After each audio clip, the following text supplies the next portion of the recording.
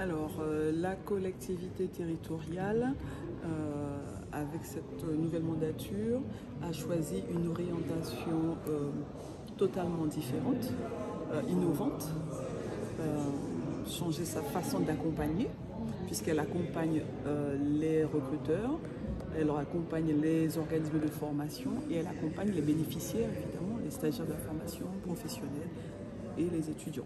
Donc la méthode évolue en ce qui concerne la délégation, l'emploi, l'insertion et la formation professionnelle, dans le sens où nous ne nous contentons plus d'attendre effectivement les remontées de besoins d'une partie du monde économique, donc notamment pour les sessions qui nous concernent le BTP.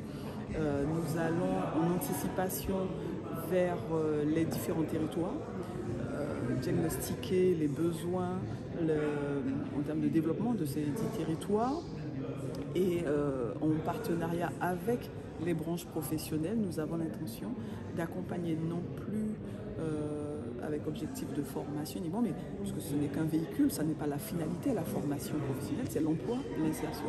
Donc nous allons diagnostiquer ces territoires pour anticiper les besoins en recrutement, les projets de recrutement des différents territoires de la Guyane, afin de décliner cela en offre de formation. Donc de façon plus illustrée, nous sommes en train de monter un réseau de villages d'inclusion dans 12 communes de Guyane. Ces villages offriront de la formation professionnelle, une offre d'insertion à travers le réseau économie sociale et solidaire, donc des entreprises d'insertion, des scopes d'insertion, et permettra aussi d'héberger des organismes de formation, puisque là nous sommes sur le volet de la territorialisation, aller au plus près des bénéficiaires, et c'est une façon d'accompagner, c'est un changement total de paradigme. Donc on va créer l'immobilier d'entreprises dans 12 communes permettant de gagner en souplesse, de gagner en agilité, puisque c'était ça la question du jour, comment former avec agilité au BTP. Donc nous allons construire ces 12 villages. En parallèle, ce sont des partenariats densifiés, pas seulement avec les têtes de réseau, mais aussi dans des entreprises, mais aussi avec d'autres organismes nationaux ou internationaux, faire de la coopération pour nous apporter des expertises en termes de formation.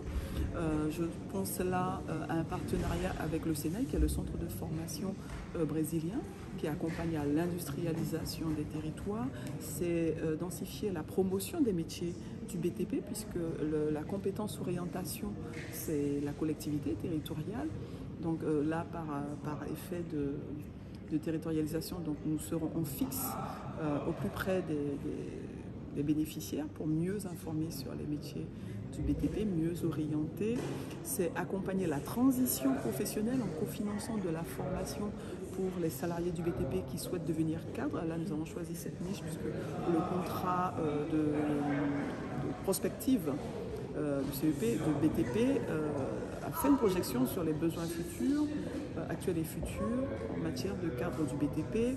C'est cofinancer, c'est financer les investissements auprès des structures de formation. C'est accompagner sur la digitalisation de la formation, sur la transformation, la création de parcours modulaires, puisque ça a été dit lors de la conférence. On a besoin de réactivité, de formation plus courte, modulaire, pour avoir le moins d'impact possible sur l'activité des entreprises.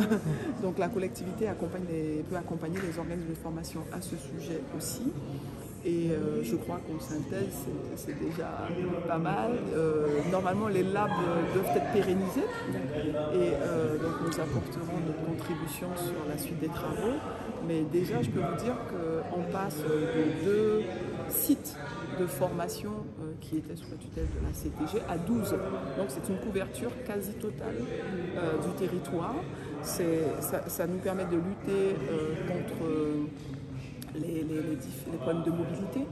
C'est lutter, quand on va installer un village d'inclusion dans 12 communes, ça participe à la stimulation d'une économie de proximité, donc parallèlement on lutte contre la pauvreté. Donc vous voyez que cette conférence sur le BTP a un rayonnement beaucoup plus large que le BTP.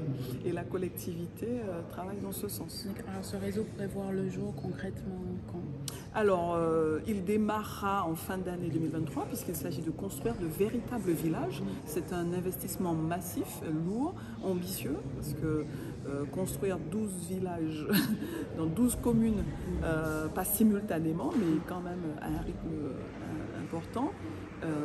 On commence, théoriquement, on devrait pouvoir commencer mi-fin 2023. Puisque lors de l'assemblée plénière du 16 décembre, là, nous voterons la mobilisation d'un programme ISAMO. C'est la personne qui est en charge de dimensionner l'architecture, fiabiliser, estimer les coûts de construction, les coûts d'équipement, de sécuriser la construction de ces 12 villages. Donc ça nécessite quand même un diagnostic, une évaluation sur 12 communes. C'est un chantier exceptionnel, hors norme même, j'ai envie de dire, mais pour moi c'est à la hauteur des ambitions que je prends pour notre pays.